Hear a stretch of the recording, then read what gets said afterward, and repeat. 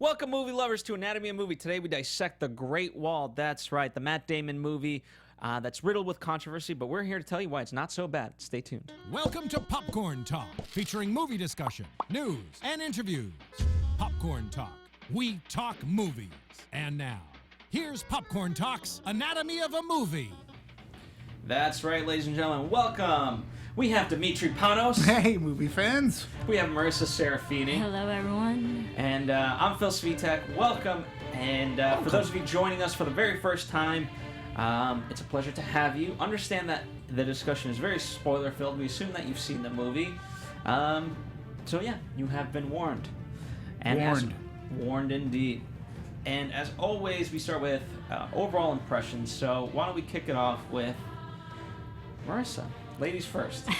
I enjoyed this film. You know, I went into it with really a suspended disbelief. Like, I knew that it was going to be monsters, going to be kind of supernatural. It's going to be fun, a lot of action.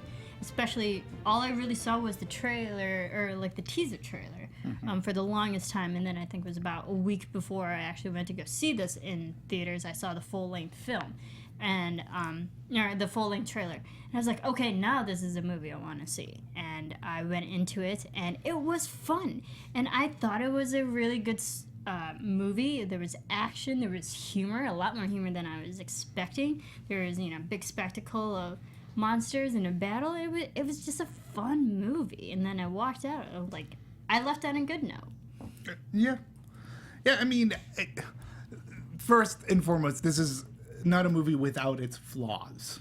And some of them are, to me, they were sort of kind of glaring. Like, you set up this big mountain, this greenish glowing mountain that has this big crack in it, that every 60 years these creatures come out of this hole in the ground in a huge sprawl and eat everything in sight.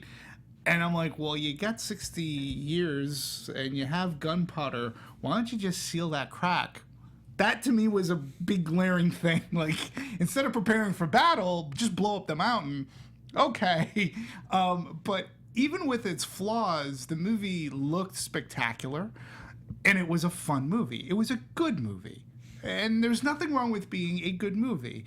I want to get into it more when we start talking about reaction and Rotten Tomatoes, because I felt that this was a better movie than the Rotten Tomatoes 35% would have suggested, okay? But this is happening a lot lately. I think that, it was fun to watch Matt Damon, although I think at times I would have liked to have seen him have a little more fun, other than he was very stoic through a lot of the movie. His Matt Damon. Well, but he can have fun. Like, I see him on Jimmy Kimmel, and I see him in other things. He can have fun. He doesn't have to be like Jason Bourne-ish. Like, when he was smiling in this movie, it looked like he was having a good time. I wanted to see a little bit more have a good time, because Pedro Pascal looked like he was having a good time. I liked watching him, and I think the pairing of the two were good. For me, I really love this Tian Jing. I hope I'm pronouncing that correctly. To me, she was a bright spot. I had never seen her before. She played the action off really great. I thought that she really lent, to me, she sort of reminded me a bit of, wow, she'd be a great Mulan. She was fantastic. So I really, and she was just a fresh face. So I really enjoyed that. So, ultimately the movie is good. It's a good watch. I saw this in 3D. And it looked fantastic in 3D. It was totally epic in scope, and it was good. It's definitely not the 35% that Rotten Tomatoes would suggest. I think it's a much better time than that. Yeah, what I like, it's a quick movie. It doesn't overstay its welcome. No, I think there's enough action set pieces that that we haven't quite necessarily seen too often. I think it was fresh enough, yet with grounded enough of somewhat of genre tropes.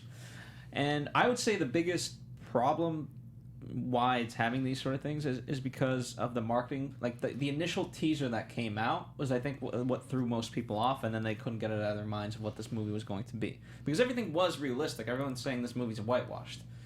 It's not at all. It just happens to have one of the characters, or three of the characters technically, that are white. Yeah, and to that point, since you're bringing it up, and again, and I think this is our social media society. As soon as we have a movie called The Great Wall, and you're right about the teaser, right? It doesn't say much, right? So the teaser and the title, The Great Wall, I think the automatic assumption is this movie is going to be about the making of the Great Wall, or something to that effect. And as soon as you see Matt Damon in it, it's like, he's not Chinese, he's whitewashing. I was like, whoa, wait, we don't even know what this movie's about. And then when you find out that he's like a Western, mercenary, you're like going, yeah, he's not supposed to be Chinese. What's the whitewashing? He's not supposed to be Asian in the first place. Guys, you gotta calm the fuck down.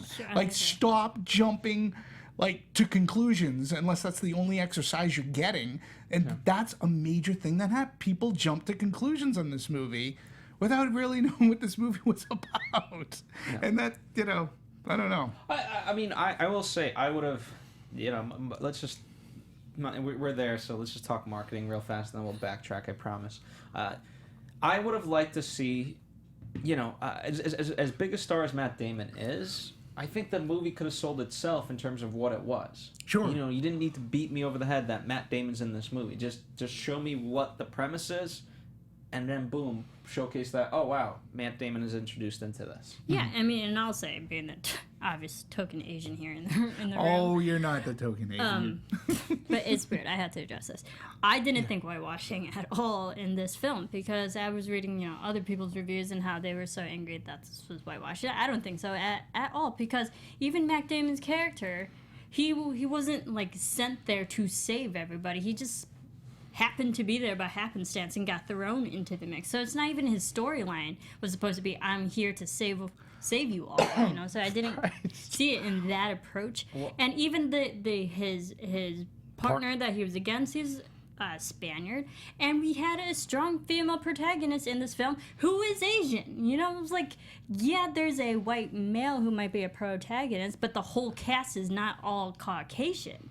You have Asians. Literally, this is one of the first films that's actually outnumbered by Asians. So I don't get why people are calling it whitewashed. It's silliness. Well, they also say that, it has to be a white person that saves all the Asians. Like, no, he's one of many that's helped save the world, not just China.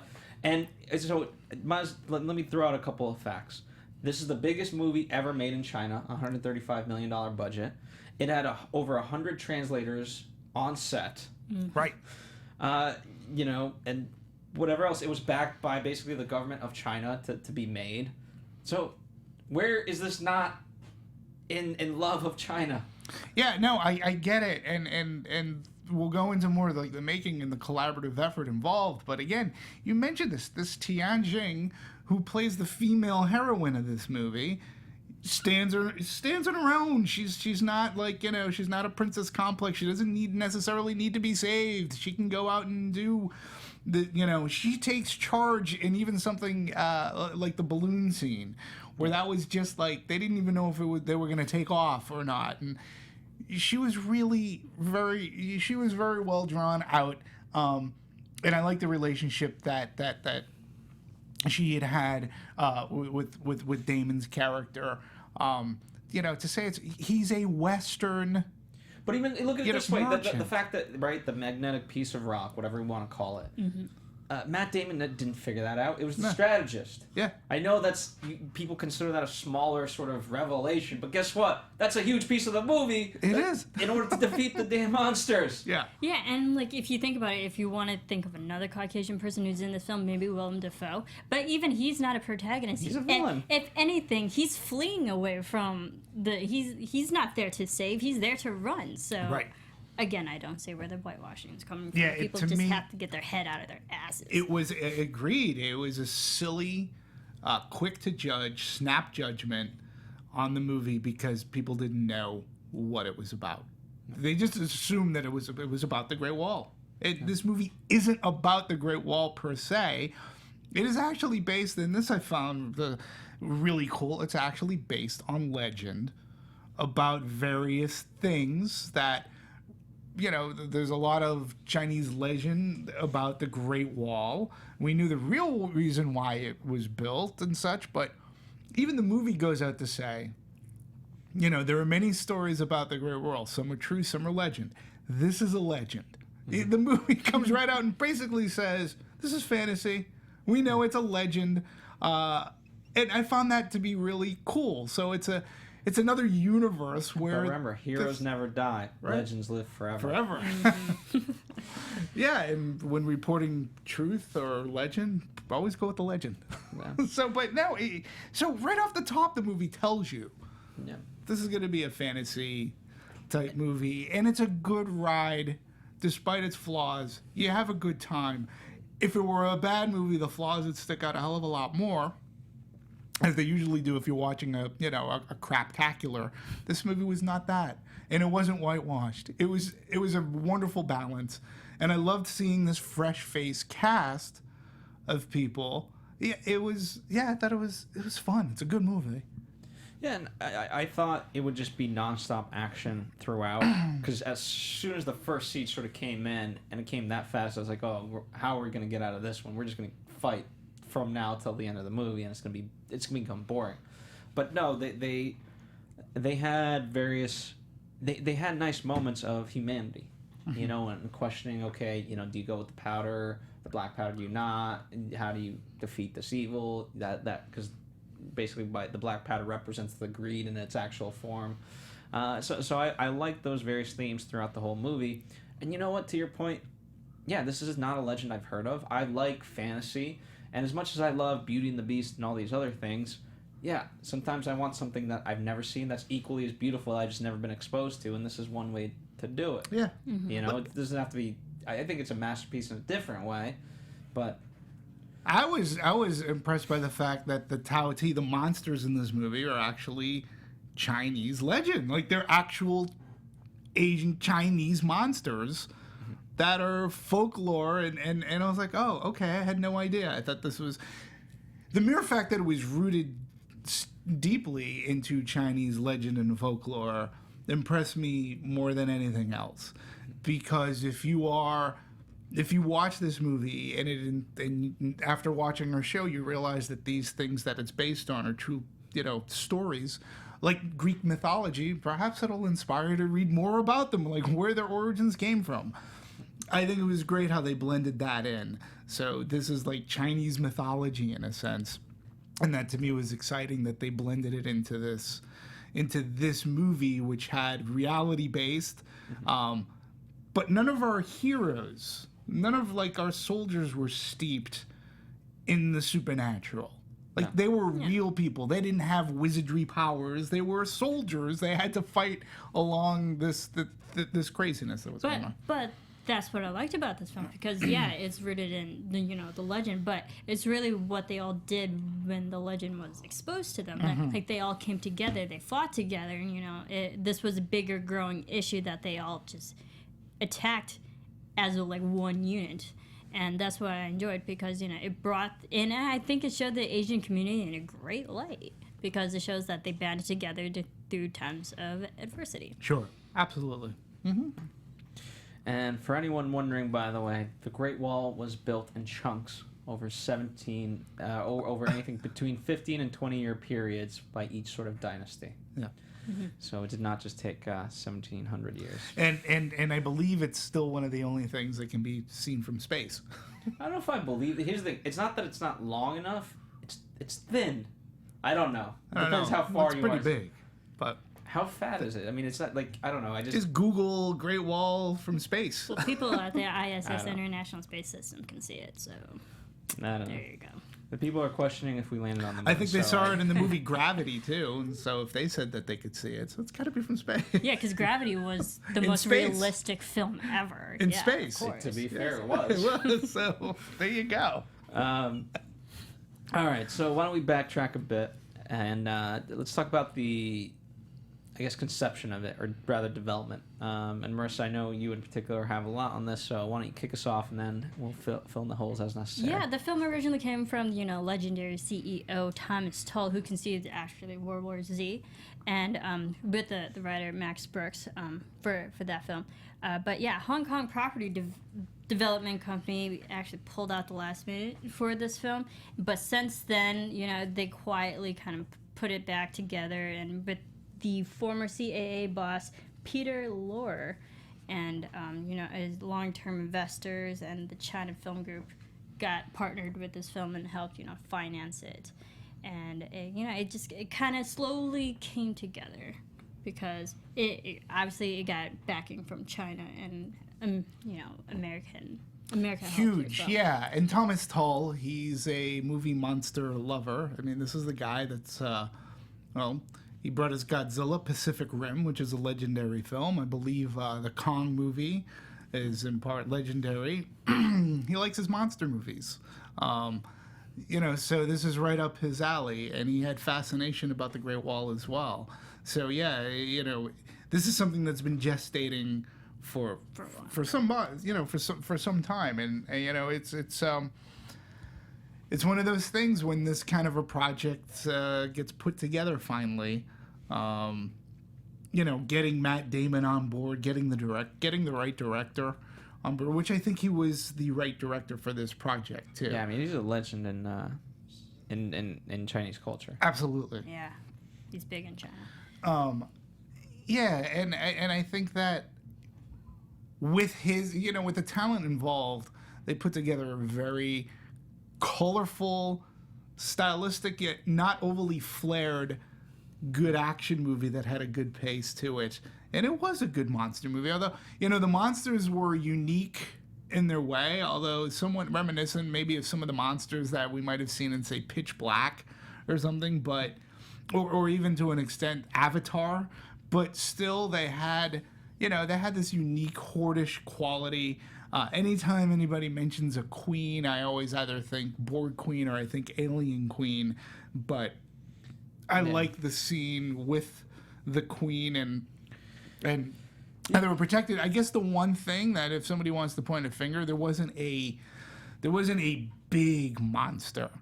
Like there wasn't this huge, almost like a super monster right, that right, they have to right, take out. like a kaiju that was huge. Independence Day 2 had a giant queen. I don't think we need to see that again. Yeah, yeah. So I appreciated that it wasn't. Yeah. To that notion, I mean, they put a lot into this, right? Weta Workshop, who did Lord of the Rings, they did work for this, as well as ILM. Yeah. So those are some heavy hitters in the industry. Yeah, and Zhang Yimou, this is the guy that did Heroes. I mean, he's a visionary. He's a legendary Asian director who has a sense of.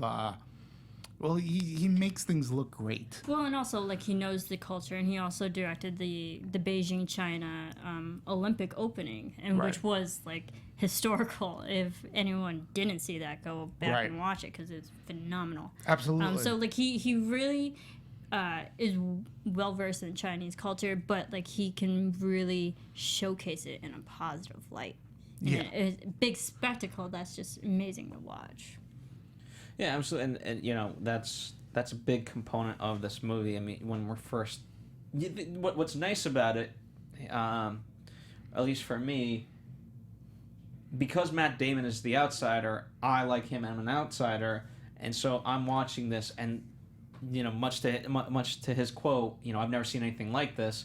Yeah, I've never seen anything like the movement of all those troops and how they did, and that first opening battle really set a tone in the most beautiful way. It was so coordinated. When we did get to see every faction of the battle, and again, the Cirque du Soleil spear thing looks beautiful, but when you think about it, it's there's an inherent problem with this. You get that, right? It looks great, but you're going to lose a lot of people. And it was a little bit of a flawed attack plan. but I love the way that it looked on screen. It was 'Cause good, but I've never seen it before. Notice how they were sacrificing the women for that role. I know that I watched one. that. I was like, that kind of sucks, but it makes the women look good. But also, you're killing them way faster than the men. Yeah. It was Yeah. funny, especially like the shot where when the metallic ring came back when one of the women's died and they just threw it onto the pile. I was like, oh, these Right. are all the women that just died Yeah. right now. I'm like, It's oh, like shoot. spearfishing for great whites off of a platform. It's just- like, It looks pretty. Looks great. It's not effective. It's not effective whatsoever. yeah. So again, that's one of the flaws of the film that you can point at, but you can't take away from the way that the scene looked, and for the benefit of having never been seen before as an attack plan.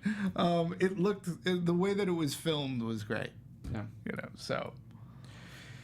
Absolutely. What in terms of, so I guess let's talk about William, played by Matt Damon, because if his character doesn't work, which if you give it a shot, I think it does work. What did you guys take him for? Because he's struggling with that moral compass of does he just take the black powder and leave and just say screw this, or does he actually help them, and at what cost to him, and so forth? I liked how his character kind of had an arc throughout this film. At the beginning, Sure. he's obviously greedy and he only fights for himself and kind of selfish in that way. But then when he's thrown into the battle of everything, he sees how it's affecting all the people who are working together on the wall. I liked how that triggered his humanity within him and realizing, we've just been fighting for ourselves, but we should fight for other people. We should help them. And like he had that slow arc, and even at the end, he kind of, not to jump ahead, but he had that maturing growth moment and came back, and that's where he kind of, I don't want to say come in and save the day, but like his character grew to help save the day. Yeah, I think the character himself, the way that I looked at him, was he is a mercenary. You pretty much got a sense of that, but he's a great strategist and he's a great warrior. It's one of the things that grabbed the attention of The general. well, the general, like, what was the name of the entire army? Nameless Order. The Nameless Order. So, he's a great strategist, number one. He knows how to fight. I don't think he's definitely doing it all just for himself. He knows that he needs people to help him to obtain ABC goals. But he's also weathered enough to know that there are going to be losses. And yes, he's trying to fight for himself so that he can survive. But he doesn't give up the fight, even though his numbers at the beginning of the movie, his crew was dwindling. He would still say, well, let's go up in those ridges and we'll fight them from there. Like, there was always fight in his character. I think by coming onto the wall, he realized that there are bigger things, metaphorically and, like, literally, there are bigger things that one has to fight in order to survive in this world. And that's what I really liked about his arc. Not just doing it for the black powder. There are, look at this, because what happens if we get the black powder? And I like a lot of this movie, you pick up information via dialogue, and there was this great scene with that he had with Pablo, his cohort, where he said, look, I know who you are. I've seen you, like, you're a thief, and I've seen you kill. How do you live with that? Like, now is the time you're going to pick the change? And that one piece of dialogue really got a good sense of his character. And yet with another piece of dialogue that you got from the female general there, she was like saying, well, I wish you never saw that black powder, because this is what it represents. So black powder could have been gold. It could have been some. So, and black powder or gunpowder did change the course of history. Well, it did. It's sort of true to history. I mean, it was sort of, they estimate invented in 1800. 800. And so by approximation, they're saying the year of this movie would have been 960, give or take, based on things. Right. So it's true to history, at least in that regard. So I'm glad because gold's sort of the easy version of it, but for a mercenary, right, what they would be looking for is more, not necessarily gold, but black powder. Sure. So it's going back to your point, it's not that there's not a supernatural element, but from their perspective, right? I mean, think about black powder, like that is supernatural to them. Obviously, we know the science behind it now, but imagine being there, like, oh. Yeah, look at that. and what it can do for a projectile or... Well, what I enjoyed is that even like the black powder was kind of a character too, because at the beginning it was something to steal, but at the end of the film it was something that was actually useful, if used properly. Right. And I think it could have been, it's a thing that could have been used for good or evil. Mm-hmm. Just like most things. Yeah. So I appreciate that. In terms of Matt Damon, he spent a lot of time on this movie. He routed his whole family to live with him for all of pretty much 6 months while he did the movie. Yeah, for half of a year, which is a good amount of time. That's a nice family vacation, though. Yeah. Yeah. Worst places to be. Did you? Yeah, yeah, definitely. Worst places to be. I find it interesting because Zhang Dao, as he was addressed on the set in his native Mandarin, always appreciated Matt Damon. Big fan of his movies. And he confesses that when he did this movie called Flowers of War, he had reached out to Matt Damon to be in the movie. He thought it would be perfect of it. And it didn't work out. So many years later, when he heard that Matt was on board for this, he was thrilled to death. He goes, I finally get to work together with this guy. And again, I think the collaboration between East and West in this movie, you can feel it, and you can feel that there's a pride from both sides. Yeah, they want to make a good product. Yeah, they want to make a good product. And I really appreciate it. I really get that. And when you hear, because Matt Damon, his involvement in the film was because this guy was directing. He goes, I had heard that he was directing the movie. I had to be a part of this. I wanted to be a part of this because I believe he's such a visionary type of a vision, a director of vision and style, and a good storyteller. This is the perfect collaboration. So, absolutely. Yeah, I really enjoyed that a lot. Yeah. And another thing that came up too is that he appreciated Zhang. Okay, he appreciated Matt's appreciation for film. He's been doing this. He knows he's an Academy Award writer, and he would ask him, like, what do you think of this line? What would you say here? I do not speak English, and the lines are written by Hollywood writers, so I wanted to know what he thought. And he knows the character best, and he always came up with brilliant suggestions. Again, I appreciate that. It always, when I had read about that, it just took me right back to The Accountant, where the director of that movie had to sit Ben Affleck down and say, there's only room in this set for one director. This is a great director who's going to an actor who he knows has experience and says, what do you think of this? Is this okay?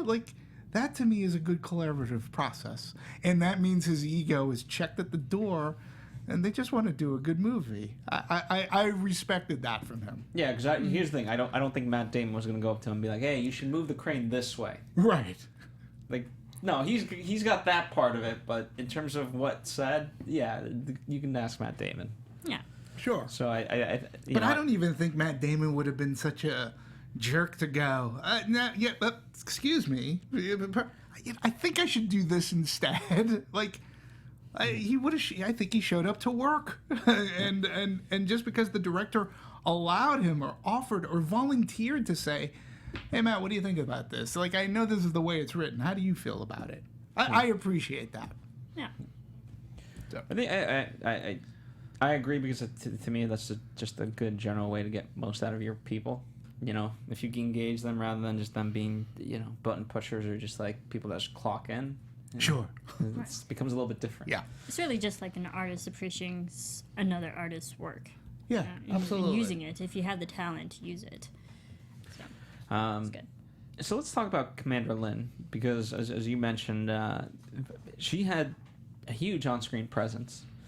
And, I don't know, I've never certainly seen her before, but I was just captivated by her. Me too. Oh yeah, same. I loved her. She was fun to watch, and she had her moments of humanity where she questioned, rightfully so. She questioned the new mercenaries coming in, but like when she was put into that leadership role, she took it, and she ran with it, and I really enjoyed that. And not once did I ever question her motivation behind it, and I felt like she really wanted to protect her people but also exert her authority when needed. She was great. Yeah, and I think they did a great job, like in her casting, because she was still feminine, and she had these strong feminine qualities, but at the same time she's still beautiful. She was very striking, and that's why I think anytime she came on screen, my attention was like, wow, there's just something about her. Could have been because it's a fresh face, but I thought she handled her English very well, and apparently she auditioned very, very early on, and it was said that her English wasn't so hot, but she was ambitious enough to already had hired a teacher she was spending 12 hours a day, unbeknownst to the production staff, with a tutor to work on her speech. I think that's like amazing. And again, I say there was a time in Hollywood, and I think it still happens this way. But when you're looking for actresses on a project, like somebody would go, "Oh, you should see this movie. I thought that this is a really cool actor or actress or actor." I think that anybody who's like producing and looking for a good female lead character who's going to look different, and look at this movie and see her performance and see what she put into it. Well, the good news she's a is fresh face. She's going to literally be in Kong Skull Island coming out in a matter of 2 weeks. Good for her. That's her. She's in the trailer. She's in the trailer. That's right. And That is Pacific. her. That's her. Wow, my mind is blown. And Pacific Rim That is Uprising. her. So she's- both legendary movies. And So- both big, but, yeah. probably going to be big in China. So, So she's in that. So she's starting to sort of hit her stride. She's only 28, so she's got a lot of years to go. good for her. Which is great. That's what I say. But Good for her. And again, I think take her out of some, give her a chance. Like give her a chance, because I think she could probably handle dramatic as well as she can obviously handle action. Like there was nothing about her that made me doubt that she couldn't handle that spear or whatever. So it'll be great to see her in these upcoming movies. And good for her, as you said. Yeah. She was a fresh face in this movie, and I think you handle yourself very well. You can also tell when you're going up a big star. Matt Damon is a star, okay, and he doesn't chew up the scenery, so it's all about him. He allows his other actors to have their scenes, and she played great opposite him. I felt so. Oh, absolutely wonderful. And I'm also glad that they didn't have that typical romance. There was chemistry there, but it didn't end in the typical, okay, great, he's going to stay, they're going to kiss, and, that's... Yeah. It was great. They had a mutual respect for each other, and whatever was there, they'll hold on to that, but they're parting ways. I completely agree. I thought that too. I'm so glad there wasn't a romantic storyline in this movie with anybody, really, because the main thing is the fighting and taking out these monsters. Like that was the main focus, and I think any romantic storyline, as much as I'm a fan of romance, any romantic storyline in this film would just detract from everything else going on. I don't disagree, but at the very end when he's looking back up and he was being asked so what are you gonna do? I'm thinking he's gonna come back. Well, that's the Great Wall too. That's the great. He's gonna come back. I go. You don't. Next you 60 don't, years. You don't let that character get away.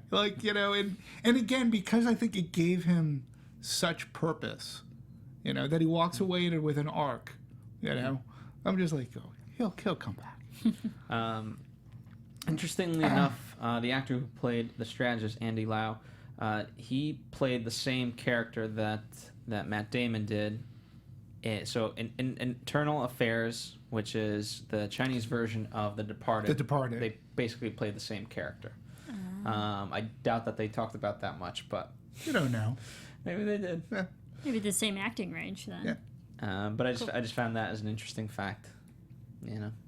And I thought the strategist was great. Wasn't it? It's Infernal Affairs. Infernal Affairs is the Asian version, which Departed was based off of that and Whitey Bulger. But I also have to put, like, as much as Willem Dafoe and Pedro were great, I thought to me I liked the strategist because he just gave something different.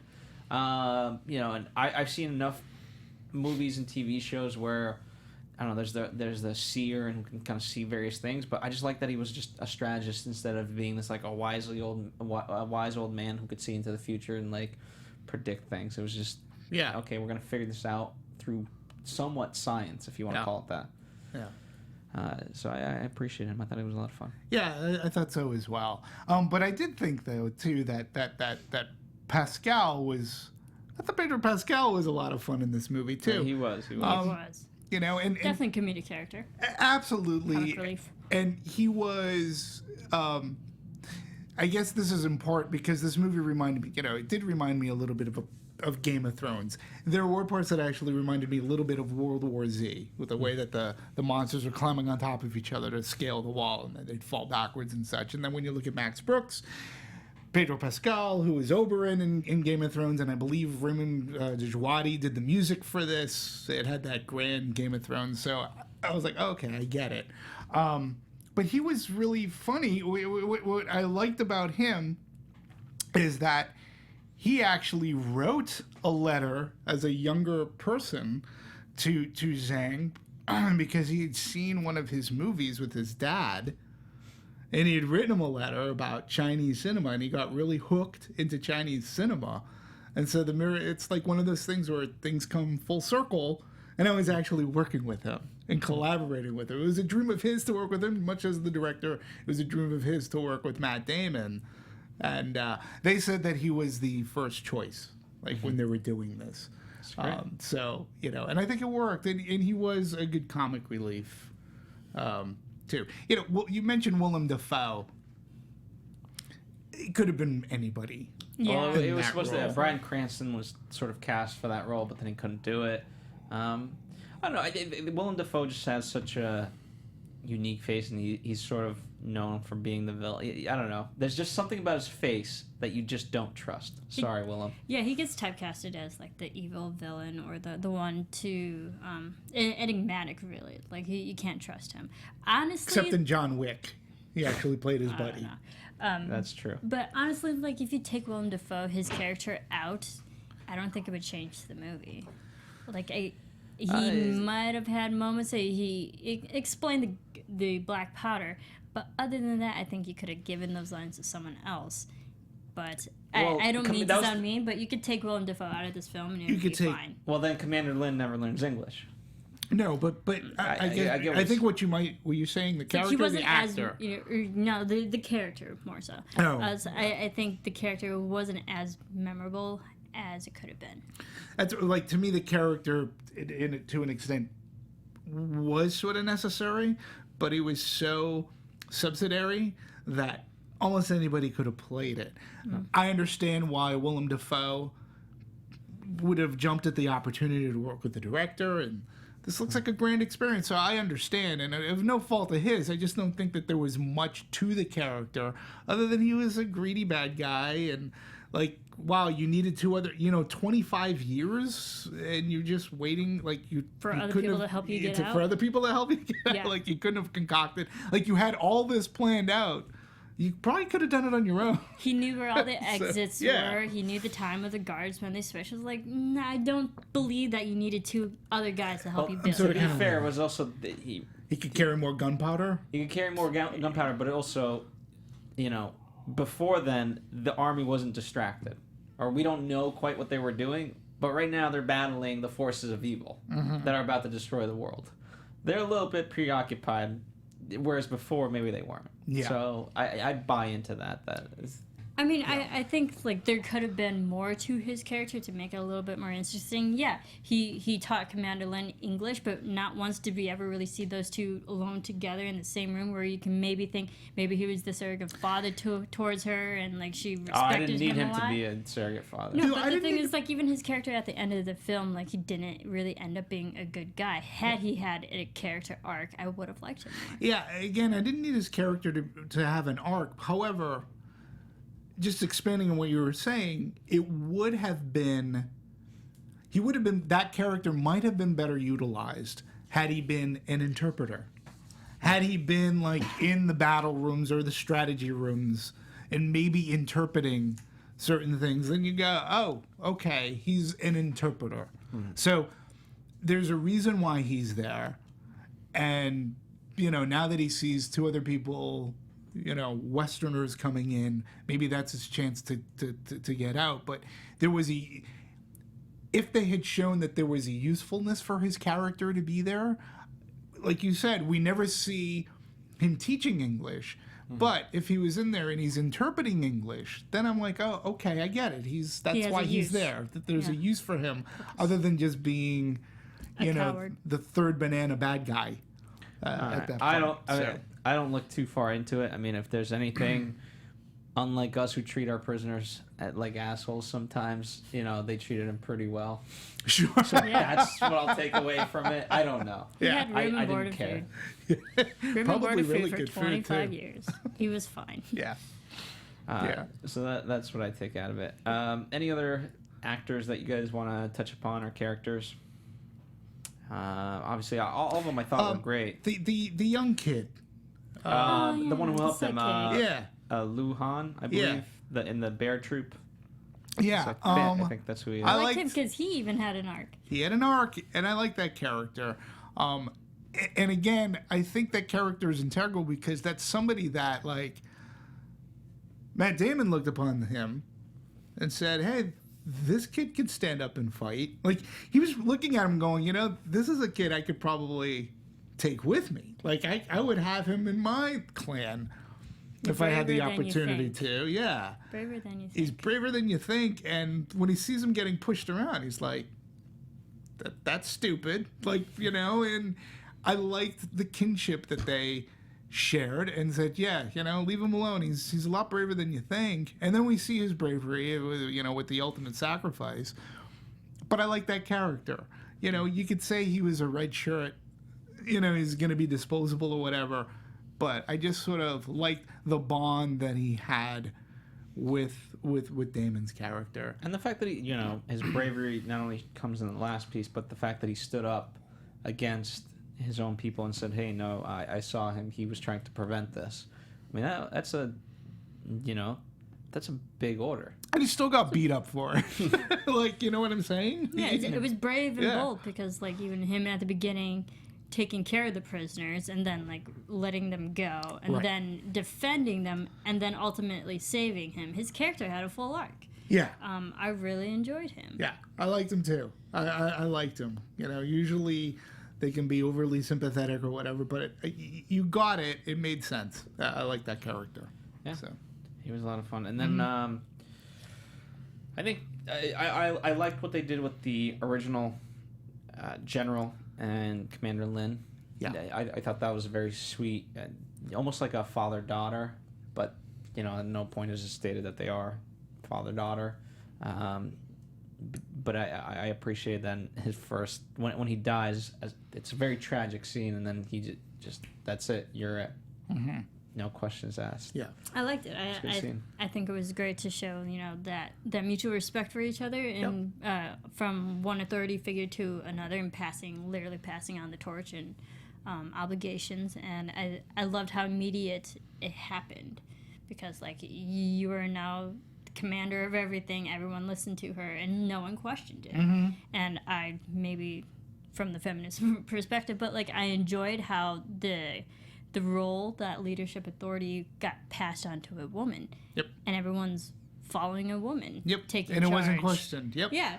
No, I appreciated that very much. You know, it wasn't lost on me seeing that she might have been being groomed for that. Everybody respected her regardless. Everybody said, even Pascal's character, like you gotta, she's one of the most powerful people here. I believe it was his character that said that, and she was, but she carried it with as an actress, she gave that character a grace and dignity and power, where it wasn't abusive at all. And I really, again, I say, this is a really good example where a female character has a position of power, but doesn't abuse the power. Exactly. And does it with a style, grace, and a dignity, and beauty.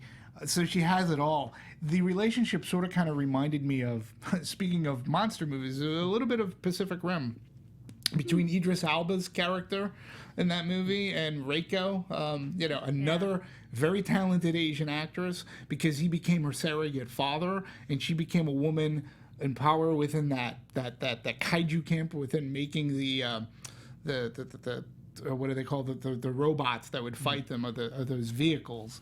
It sort of kind of reminded me of that, because I got that fatherly figure from the general in this character here, and I did appreciate that it wasn't questioned. Mm-hmm. Everybody believed in her authority, and they would follow her. Yep. So Loyal. Indeed. I want to move on to cinematography because I thought just the way it was shot in general was absolutely breathtaking, and also just obviously perhaps not obviously, but they couldn't use the real Great Wall, so right. They built, as I understand, 3 sections of the wall. Right. Mm-hmm. And to me, it looked fantastic. It looked absolutely real, and it's great because then you can control how it sort of looks. You can can break lighting and camera where you need it to go. So I'm sure ultimately it gave them a lot more freedom to be able to do what they needed to do. Yeah, and it also, just because this is, again, you have to suspend your disbelief a little bit. They also played with just the structure of the Great Wall, that the fact that some walls can recede and open up hidden passageways and stuff like that, and that blades can go through. I thought it was a cool kind of modernized version of the Great Wall. Okay, the scissor.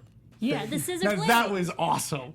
Again, I've never seen that before. I'm like, that's cool. You wouldn't expect that in the Great Wall, so I think that's what the film did in a good way, showing, and I wasn't bothered at it whatsoever. I was like, yeah, that's fun. It brought life. It made the wall organic. Yeah. And I really liked it. Now the Great Wall set itself was a square kilometer. That's pretty big. That's pretty big. And they were they literally wanted to, yes, there was a lot of green screen done, but for these practical sets, they wanted to hark back to the 50s and 60s, to these golden era of epics. And when you're having the money to do that in China is behind this. I sort of got that sense of when they were on a quote-unquote set that they weren't hanging from a green screen, so to speak. Now, I know that they used it. I know that they used a lot of green screen to add depth and length, and you see the Great Wall going on for miles and miles, but when you're on the set and they're fighting from the set, that looked real to me. And that's a pretty damn big set, like you said. That's huge. It's big. Well, here's the thing. You're going to be spending a lot of time on that set. Might as well make it worthwhile. Yeah, and they found that there aren't any surviving segments of the wall from the 12th century. So for them, they go, we had a little latitude. We went to many different parts of the wall built over years, took photographs, images of the little details right away. We wanted to use more gray stone than brown. We made that choice because the colors of the nameless order, the purples, the blues, the golds, the reds they wear would stand out so beautifully against black and white as opposed to brown and white. So I get that. So if you're going to nitpick, if you're going to be one of those people that nitpick, the Great Wall, again, this is a fantasy. It's not meant for you to go, well, historically, the wall doesn't look that way. Yeah. Who cares? It's a legend. Let them go. I thought the color aspect was phenomenal, especially with the wardrobe, and you can definitely tell which faction was which and what their purpose was. The women were in blue and the archers were in red, and all the things. I liked the color distinction, especially in a foggy, desaturated atmosphere that they were in, they really stood out. Well, I have a whole breakdown of all the sets, but it also should be known, since we're talking about the Great Wall, that they actually used 200,000 bricks on our exterior Great Wall sets. Like, talk about Legos. Like, seriously. They made it a little wider than it would have been normally. Okay. Most important thing was we hollowed the wall out, very much like an aircraft carrier wall, had several levels, each with different weaponry that is used throughout the movie. All the weapons are hidden in the wall. You know, and I just love that the wall itself became functional in a character within within this movie. Yeah. So, it's a lot of fun. I like how they thought about it. Oftentimes, what ends up happening, right? You sort of imagine if they built, because you could build an exterior set and you could make it a little bit thinner and whatever, and you make it a little smaller and save yourself money that way, and then you like kind of go underneath and boom, it looks cavernous, and you're like, wait, the two don't match up. So I like how they stayed authentic to both exterior and interior and made that work. Yeah, the largest section stretched almost 500 feet, curving through a quote-unquote canyon of exactly 293 shipping containers, 40 feet long, 8 feet wide, 8.6 feet high, assembled 5 high. So that, again, it's really, big. it's big. It's big. It's the way that they used to make sets, and it is all on screen. It's all on screen. Absolutely. I think that was amazing. Yeah, and what I loved about it, Marissa, you made the notion of the costuming. I love because to me, what I love the marriage of the costumes, the action, and also the camera, right? Because what I loved was the camera. At no point could I tell if it was ever handheld, because it didn't look like it. It was always on a dolly, on a jib, something. It had movement and a very, strategic movement. And I appreciated that. And for the most part, I think the camera never stopped, from what I remember. Oh, yeah, agreed. I thought it looked beautiful. And they filmed on an Arri Alexa 65. I completely agree with the motions, because you definitely got the scope of how big the world was in that universe that they were in. Absolutely. Like, you got the whole wall, and then even when they're close proximities on the wall, you got the grand scale of everything, and even tracking the women who are plunging literally down to their deaths. You followed that, but in a very graceful, liquid-like state. Yeah, it was very Cirque du Soleil. It was pretty to watch. And not once was I felt nauseous like it did in like lower budget movies like Moonlight. Well, but I'll even go on to say that the action in this movie, you were able to see it all unfold. Yeah. It wasn't quick cuts. We saw the things happen in their different stages. So I really appreciated that, in this movie as well. We can talk about the 5 regiments of the people on the wall, so to speak. The Nameless Order, the Eagle Corps. Those were the Eagle Corps. They were the folks dressed in red, and they're the archers. Okay, and they were able to use handheld crossbows, but special supersized repeating crossbows, which is sort of cool. And they're the mid-range troop. Then you had the Tiger Corps of Engineers, which is very interesting because most military factions has a corps of engineers who got to fix things. Even Starfleet has a corps of engineers, and they're dressed in gold and design and work on the machinery, the artillery, obviously, and they generate all the power to operate all the weapons. So then you had the Bear Corps, which you mentioned earlier, the beginning of the movie, and they're the close quarter fighters. They basically, we portray, they're like a suicide force. They're the fiercest, but also their attrition rate is the highest. I would figure the people jumping off the spears might be the highest, but that's the Crane troop. So they're cool. Then you have the Deer Corps, or cavalry. They're the cavalry, your infantry force, and they're the last line of defense for the wall. So then the more interesting core, the final one, are the cranes, and they're the ones dressed in blue. And those are the ones, the reason they're dressed in blue is that it acts as a camouflage for them because they're coming out of the sky, so to speak. Now, I didn't realize that, but I guess That it makes sense. It would have been, yeah, I guess. It would have been nice if they showed that. Yeah, more. to see a little bit like, wait, where are they? And then boom. Boom. Yeah, there Right. you are. So, yeah. Their work of what we call the flying rig, which was something that we designed specifically for the movie. They were tethered. They dive like birds with long spears after their prey. So I appreciated that it had all these cores. And that's the other cool thing about it is that each of them had such a distinct look. Or I might not have known the names, but you could tell, oh, well, she's wearing blue. This is that part, that part. It was very smart. Other than, because sometimes they're all wearing the same uniform, No. you know, and doesn't work. you don't, yeah, can't it wouldn't tell have who's worked. who. It wouldn't have worked. There were far too many people in this, you know, to figure that out. And I'm not going to be looking for stripes on a sleeve to see, you know, what you're doing. So the costuming I thought was really, it was pretty to beautiful. look Yeah, it was good. Can I ask, did any of you see this movie in 3D? No. Didn't Or was know. it, no? I It think looked I would've- spectacular. I'm sure it did. I'm sure it did. I just did not get a chance to, unfortunately. You blew it. So speaking of, again, we talk about the sort of multi-ethnic side of all of this, and you had mentioned the composer, but he's German, right? So you would figure like, okay, they would go with someone, I don't know, either someone like a Chinese or like someone like a Hans Zimmer, you know, Right. like someone who's sort of more, I don't know, for lack of a better term, known in Hollywood. But I mean, not that this guy, the fact that he's doing Game of Thrones, Pacific Rim, and all those, He does a lot. He's done a lot. But again, just interesting that he's German of all things. Yeah, he does a lot. I think another,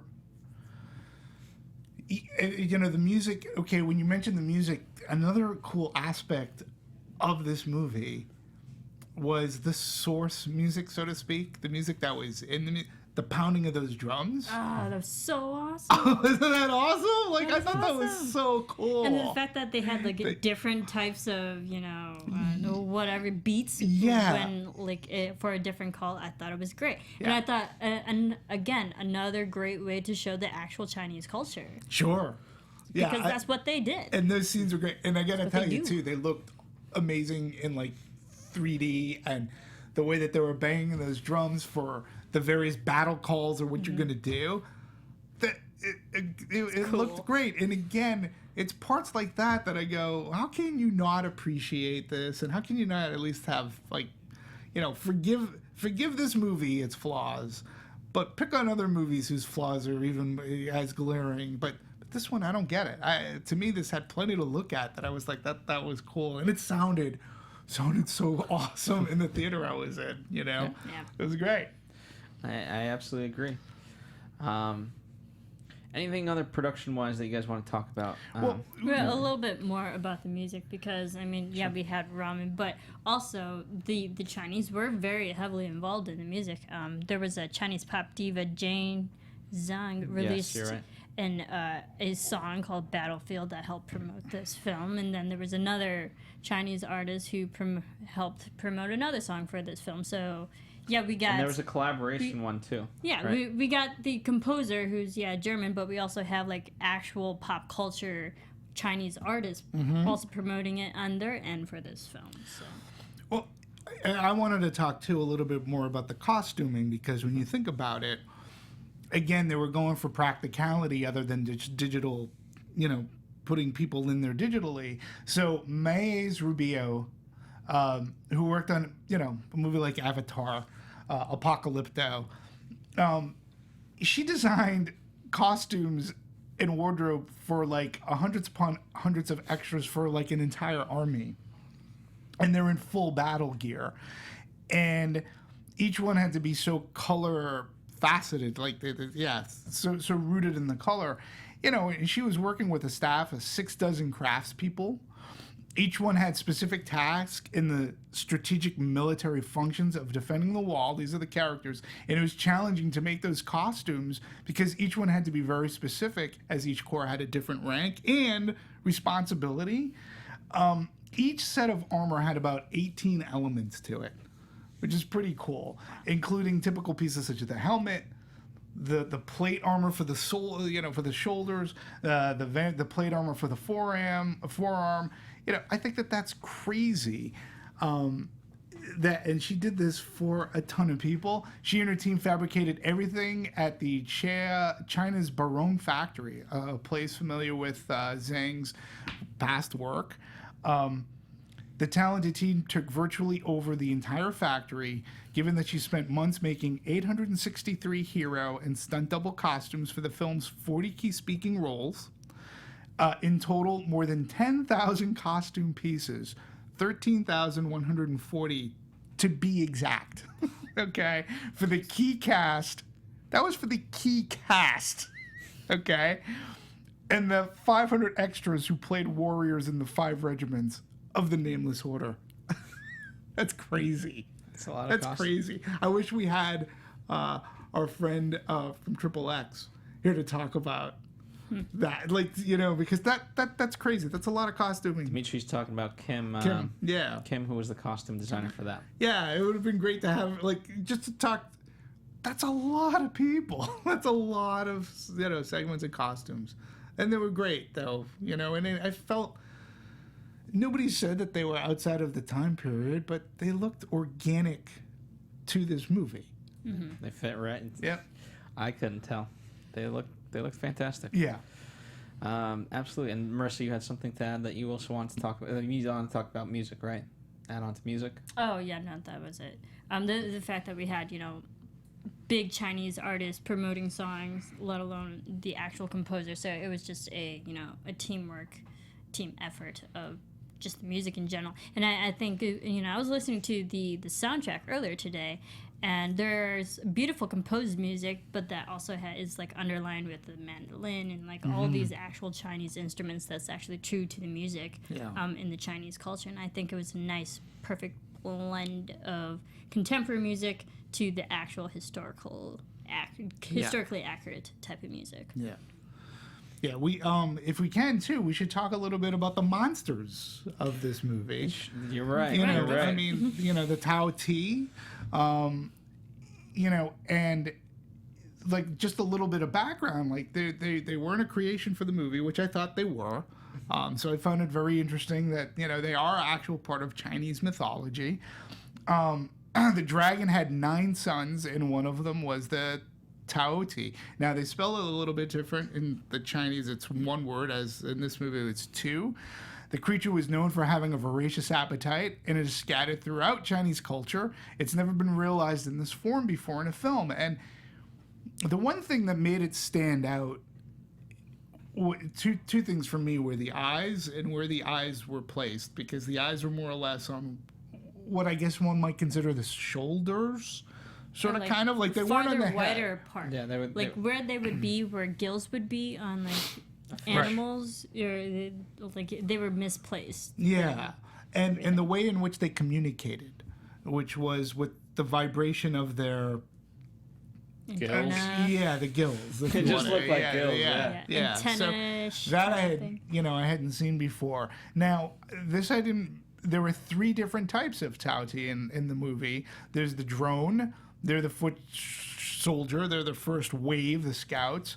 As they were grizzly-sized and muscular. They were pretty big. The paladins are the Queen's Imperial Guards. They're twice as that they had. Oh, the armor plating too was sort of kind of cool. Yeah, it looked like the shield, the same shields that the Nameless Order had. Right. It was similar to that. And then there's the Queen as the mastermind controlling the Tao Ti army. Without her, they become mindless cannibals. So, huge, dark, translucent skin. I just really thought that the filming, how they were filmed, was really cool. And even though there was a familiarity, like I said, Could it come from Avatar? Could it come from like Pitch Black? But they still had a uniqueness about them. Mostly, I think, too, is in the way they communicated. Yeah, I agree with you. I mean, because it was Weta and whatnot, it reminded me of in the Two Towers. Remember when they're on the planes, like those little beasts? Mm. So I think they borrowed a little bit from that. Is what it reminded me most of. Right.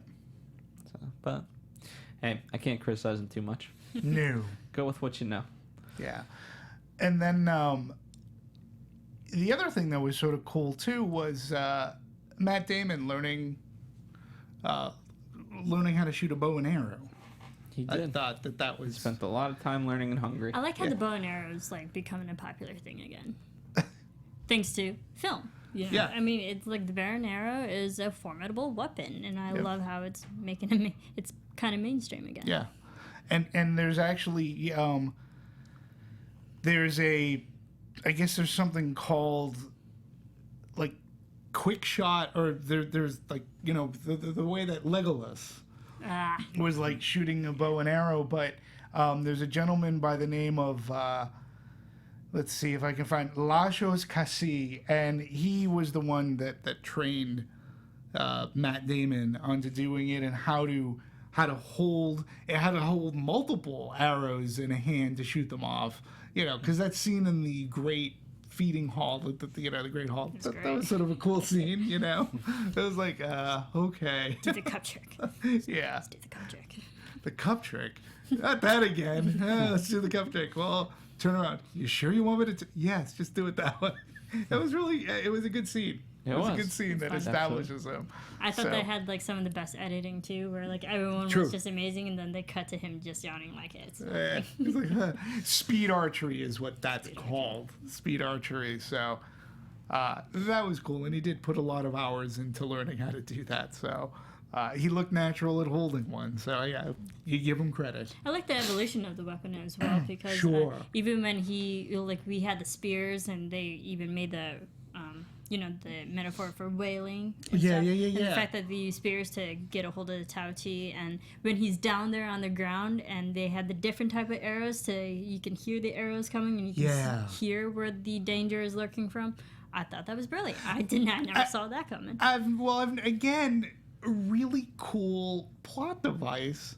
I forget what they were called, like whistlers or something. But what a great idea! Like. He's like, brilliant. You know they're not going to kill them, but at least now, if they're in the fog, they can at least hear they're coming. Yeah. That was really, again, Smart. Good idea. Smart. Absolutely. I agree, and I like how he made his own bow and arrow. Yeah. He was like, okay, I'm not having this. No, I need an actual bow and arrow. And did you know that there were 20,000?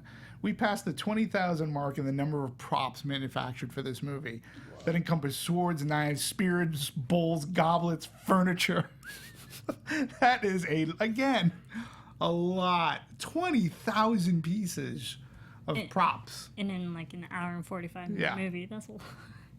Like Lord of the Rings didn't use that many. They made over 1,000 pieces of pottery for the dining sequence. Like literal 1,000 pieces of workable pottery. Hey, at least it's usable for later. Yeah, sure. It's a great collectible. Hey, yeah. Why not? It's great for cup tricks. Absolutely. Yeah. Excellent. Well, should we head into reception? Sure. So I know we kind of touched upon it. But as we mentioned a bit earlier, 36% on Rotten Tomatoes, according to what I have at this point in time, based off 143 reviews. Reading for a film featuring Matt Damon and Willem Dafoe battling ancient monsters, The Great Wall is neither as exciting nor as entertaining bonkers as one might hope. I disagree. That's really unfortunate. I disagree. I disagree. I don't know. I don't know. Again, I blame the marketing for this more than anything. I have a new theory. What's the new theory? I have a new theory that a lot of criticism today, I'm gonna dub it extreme criticism, being that movies have to be either really good or they just suck. Like there doesn't, like the middle ground kind of good movie, it seems to be going away. when you look at Rotten Tomatoes, and you can go on there and do this for yourself, try to take a peek at movies that are getting high 80s to 90s and then low 40s and below, okay? And then try to suss out how many of them are in the 80 and the lower 80s, the 75, the 65 percentile. And there's not a lot. Critics are either saying like movies have to be great or they just suck if they're not great. And I was looking at this because there were two movies, we're going to talk about another one a little bit later. Same thing was going on. But this movie, to me, where it may not be in the 90 percentile, 75, 80, 85. I'll take totally, 60. Yeah, I mean, it should be there for sure. It's not so bad a movie. And I've seen bad movies. We've talked about a couple of bad movies this year, and this one didn't even come close to making me angry. We have to, and I do think too that Rotten Tomatoes itself might have to change or tweak their metrics, because sometimes if you're on Rotten Tomatoes, read the review. Read the review if it says either fresh and or rotten, and sometimes you read the review and you go, wait, that really isn't a fresh review, or wait, that's not really a rotten review. Something needs to be metered out better. And I think too, because people don't read reviews anymore as much. No, I don't want to blanket everybody. number. They look at a number. They go into Metacritic. Rotten Tomatoes isn't the only one guilty of this. Don't get me wrong. But I think as a society, because we want information at our fingertips like this, people aren't actually reading reviews. So that, I think, hurts, because in many cases, people will just go onto a Rotten Tomatoes on a Friday, Saturday, Sunday of an opening weekend, and they'll look at Great Wall and they'll see 35%. That's going to turn them away from going to the movie. Mm-hmm. Yeah. Do you agree? And I think I agree, because most of the apps that you buy tickets, they come with it right there of like what the movie's rated, which I think is a terrible idea if you're trying to sell tickets. But that's not. But it's there. Right, but like even the cinema score is like a B, which is kind of average for. But I will take a B over a 35%. 35% is F. Like, that's bad. That is certified rotten. I would grade this movie a B, maybe a B plus, but I would grade it, like, to me, the cinema score, this is one time where cinema score was sort of kind of on par, but I would take a B, because that means the movie is at least good. But since people, I think as critics too, you're not understanding, we're not seeing that this does have an impact on the business. Okay, I mean, they're already griping about ticket sales and the movie business is going down. We're going to shorten our DVD or our home theatrical window. Well, when you have a Rotten Tomatoes that puts a 36% because critics are not liking it a lot, when it's not deserving of the praise, it hurts the business because people are not reading reviews fully, and they'll just look at a number and say, I'm not going to go see this.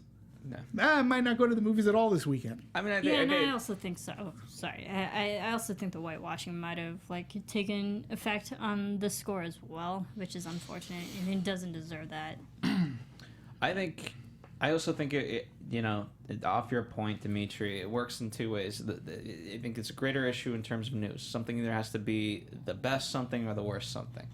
And there's just too much hyperbole in one way or the other. Mm-hmm. Like, that's the worst deal in the history. Is it? Whatever the fuck the deal is. Right. Yeah. So it's either the best. It has to be the best, or it has to be the worst. And I think news just works in that way. Yeah. But let me, there are people's careers, who never would have gotten a start today. People like Chuck Norris. He wasn't making great movies. Missing in Action is a good movie at best. It's not a great action. It's not a great movie. Not compared to what was out there. It's definitely not like a First Blood, right? Jean-Claude Van Damme.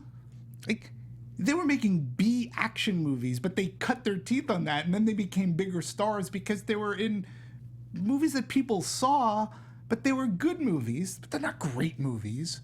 So what's wrong with the good movie? What's wrong? We should be lucky to go to a good movie and have fun and walk out and say, yeah, the movie was flawed. Let me ask, I'm going to throw this out to you too. How many times you have conversations outside of here and you go, oh, how was that movie? And the conversation, the follow-up to that conversation was, well, the movie wasn't great. Okay. To me, the inherent flaw in that statement is, well, why does it have to be great? Every movie doesn't have to be great. Like, you could just say, you know, it was a good movie. There are a couple of issues, but all in all, I walked out, had a good time. Why does that statement have to start? Well, the movie, it's not a great movie, but it's this. Right off the bat, you're just saying, you're already knocking it down a few pegs. I think as critics, there needs to be a little bit more responsibility too, because as critics, you don't want to see this industry evaporate either, because then you're not going to have a job. Yeah. You won't be able to talk about movies because they'll go away. And so, I don't know. 35 seems to be extremely low on this. In my initial notes, now the production budget was $150 million production budget, so they were topping close to 200 million for this. But catch this. So it was a universal release, right? Foreign. Okay, the domestic thus far as of February 22nd, it's not even at 25 million. It's 24.6. Okay. Foreign, though. Do you realize foreign, $245 million? So far. That's 90% of the box office. So worldwide, this movie has brought in over $270 million. So, well, to be fair, right? We also a couple of factors there. Number one, it's been out in the Chinese market way longer, since December. I get that I doubt that it's going to equal in America anytime we're close to that. And the interesting part, you know, to counter that argument, it has yet to open in Brazil, Italy, and a few other countries. Yeah. Which will also help rise that number. Sure. So.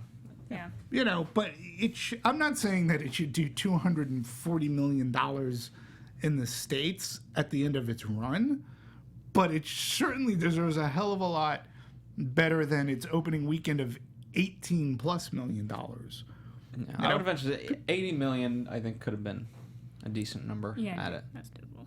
Not saying that, just it all in, all in terms of its full American run. Let's say. And when you couple that in, but again, if you're looking at Rotten Tomatoes, if you're not reading reviews on this and you're looking at Rotten Tomatoes and you're trying to decide what to see, you see 35, 34, 36%. You're going, ugh, that's not a good reviewed movie. Even though it does have Matt Damon in it, who's very likable as an actor as a whole, you know? So I think there's so much happening going on. There's got to be a reason why it did $245 million. Like, they're not necessarily smarter than we are. Like, I'm not disparaging them, but they obviously liked it a hell of a lot better than we did here in the States. Critics didn't necessarily like it. I mean, interestingly enough, it got like the People's Daily, had. Sorry, hold on. These names are a little bit tougher. The Maoyan, which is a movie aggregator in China, it gave it 4.9 out of 10. So a little bit better, but not all that great. And then that's almost a 5. Yeah. Well, the Dubon gave it a 4.5. Or sorry, 5.4. Yeah. I'm turning into Marissa, getting numbers mixed up. I wasn't gonna say anything. But that's better than average. But fans liked it there, and obviously they, regardless of what critics said, people went to go see the movie. Yeah. So I think that's a big, obviously. Yeah, and like it makes sense that it's doing better in China because again, it doesn't show the Chinese in a terrible light. It actually shows their culture in a very positive way. I think so. So there's nothing to disparage against like their beliefs, their legends, their stories, and just the way that the culture is. Okay, yeah, but here's the thing, right? We've been throwing out the word whitewashing. Fuck all you assholes who want more diversity in fucking movies and then don't go see a movie like this and criticize it for like. Fucking get the fuck out of here. No, I'm with you because you piece of crap. Yeah, because you're not supporting something that's not terrible. that showcases a good coming together, a fantastic collaboration.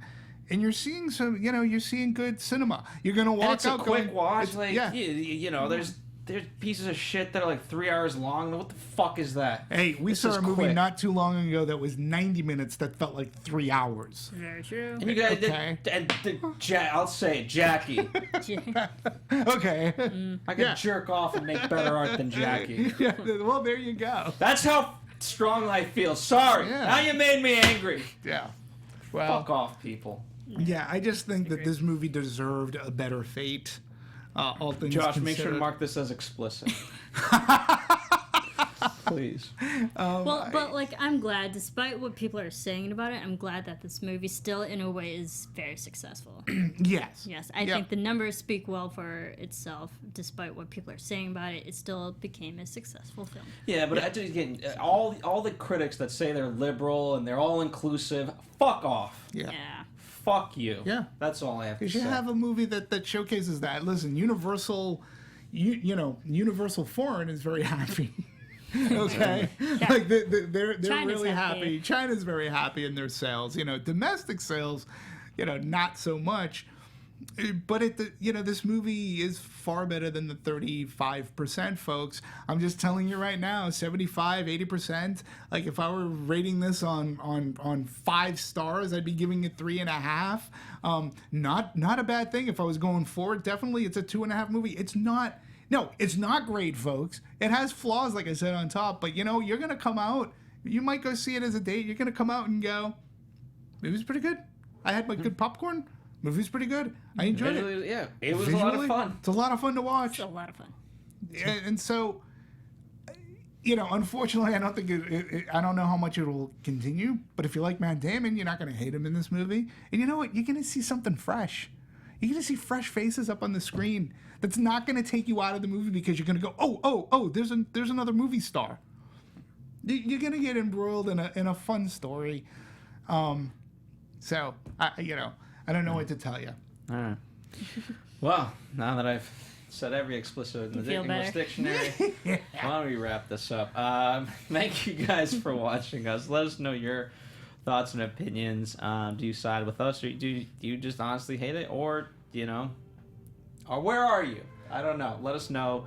Very curious on this one. I think it's far more deserving. You know what? And I'll just go ahead and say it. I would even. This is a better movie than La La Land. You jackoffs.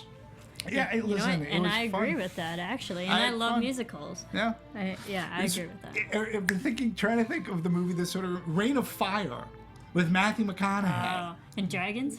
And dragons. And Well, dragons. that's what they sort of like. Again, this is Or where is I that think the Ring of Fire? marketing The was. Ring of Fire? Ring of Fire, Reign of Fire. Yeah, one of The those. dragon movie. In the trailers and marketing on this, I thought they might be fighting a dragon. Yeah. But that never happened too. So Universal marketing, to your point, Phil, may have not been on point this time out. No, definitely not. At D Movies 1701. Yeah, please support me. Another. I think another bot followed me this morning. I said, "What the hell is this?" There you But that's okay. Wow. At Serafini TV. That's right. And I have a brand new website, philsvita.com. You can literally go there, contact me with all your hate mail, thanks to my angered, empowered speech. We'll be doing Fist Fight soon.